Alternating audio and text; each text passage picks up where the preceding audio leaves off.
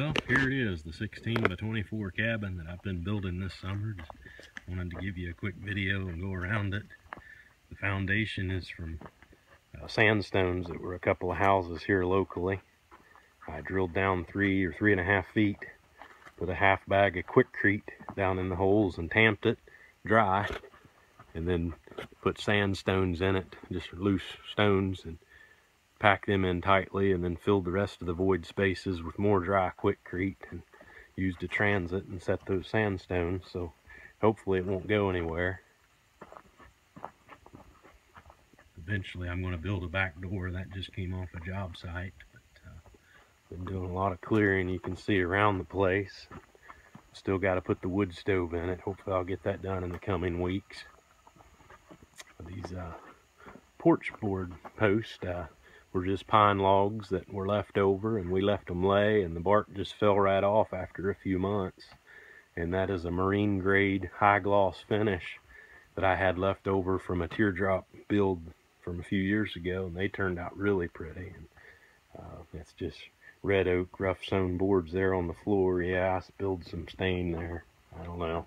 I'm gonna probably put a coat of something on the whole floor, but very proud of this door. That's 2x6s that I glued together and then took down to Huck's to run through their drum sander. Open the back door up, let a little more light in. The wood stove will go here in the corner, or that will be where the sink and the cabinet goes. But got this stove I picked up at Trader Days, and eventually in that corner there's going to be a little shower and then a little porta potty to use if it's nasty out, and just a double bed now. Eventually I would like a queen, and to put this one upstairs. This was some leftover logs from the house that I sawed about 8 or 9 years ago and built a dresser kind of a little bit bigger, but basically like the one I had growing up. The 2 front windows were left over from a camper that had a little addition on it that I was given, and they're kind of in rough shape. I didn't realize that until I'd already cut the holes for them, or I would have bought new ones. And the one over here is from the house we had left over when we did an addition for Gwyneth a few years ago. The old gate leg table I redid last year. I got it in auction. A friend of mine had for a friend of his. And these chairs I picked up recently at Buffalo Trader Days. I don't know much about them, but they're really comfortable fold-up chair. And on the backs they say JVFD. I don't know if that's a fire department or what, but there's a picture my grandpa gave me, and my buddy Bruce brought the couch down a month or so ago. Got in Columbus for $30 that has a bed in it. And that's just a Civil War type fold-up chair I made several years ago. And I don't know if you can see how pretty the floor is. It's kind of dirty right now. I didn't feel like mopping. When I built steps, I thought they'd be a little safer than a ladder for the kids, and there's a trap door here to keep them from falling out. But, I bought that window there to let some air and light in, and there's just enough room that you can get up here and stand up in the middle. I am going to have a railing there. We've just not gotten it put up yet. Eventually I'd like one of those Aladdin lamps that they sell up at the Amish store, but they're about $400 or $450, so I guess I'll have to hope that Santa Claus is good to me this year. Everybody says that the outhouse is a long ways off, but it's only about 25 steps with my short legs, so I didn't think it was too far. I didn't want to smell everybody. Just a pile of leftovers from the place there, but well, that's about it. Come down and check it out and critique my work if you want to. Thanks again. Well, good morning, y'all. Just wanted to give you a little update on what I've been doing this summer and building this 16 by 24 off-grid cabin in the middle of our property. It's been a very fun and interesting job with a lot of sweat and hard work behind it. I didn't realize it was going to be as big of a job as it was. About 3 years ago this winter, I cut the trees and we sawmilled them. It would be 2 years ago back in May, so they dried for about 2 years before we started the project. All the wood that was used was cut from the property. this place used to be a Christmas tree farm. My father-in-law's uncle owned the place, and there's a grove of trees.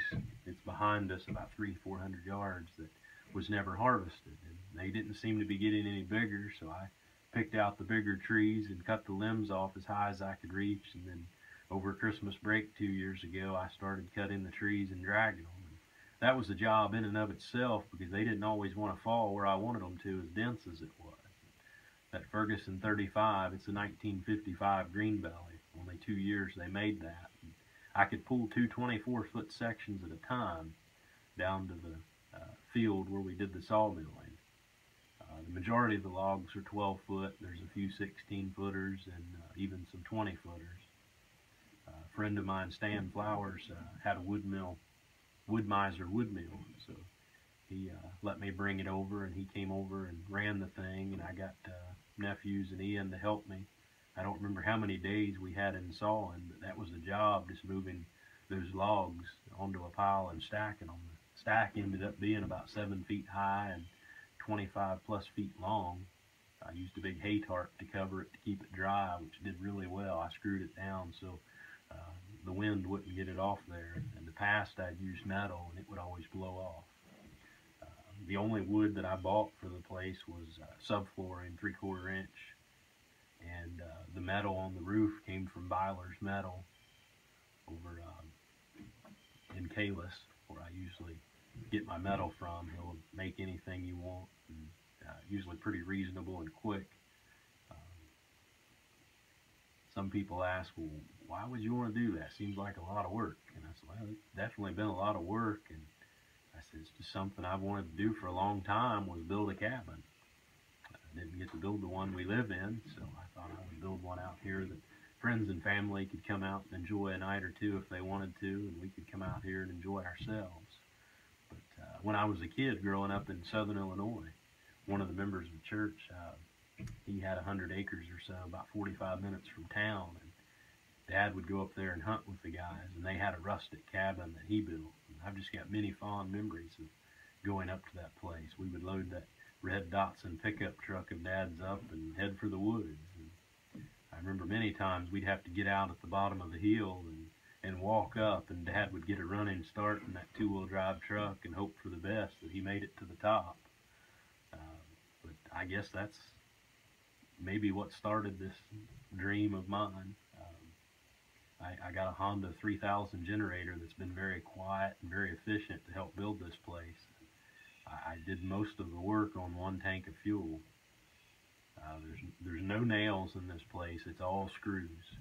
I cut a handful of poplars to use for the framework, 2-inch by full 2-inch by 8-inch or by 6-inch, some of it for the roof. And a few red oaks that could have gotten a little bigger, but I wanted to say it was from the property, so I cut 3 or 4, if I remember, for the floor and the porch and the door, and maybe some cabinets later down the road.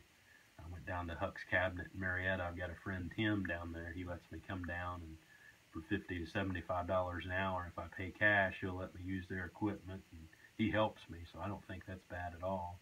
We planed all the wood for the floor inside, which turned out beautiful. The door we ran through the drum sander that was 2-inch by 6-inch boards that I glued together, and their drum sander, I believe, 54 inches wide, and it really did a great job of cleaning it up. And but yeah, most of the work has been done by me with just a little bit of help here and there. But hopefully enjoy this video, and if you want to come out and see it or stay, just come on down. We'd love to have you. I've got a little bit of things here and there I want to finish up, but it's definitely stayable as it is. So again, thanks for looking.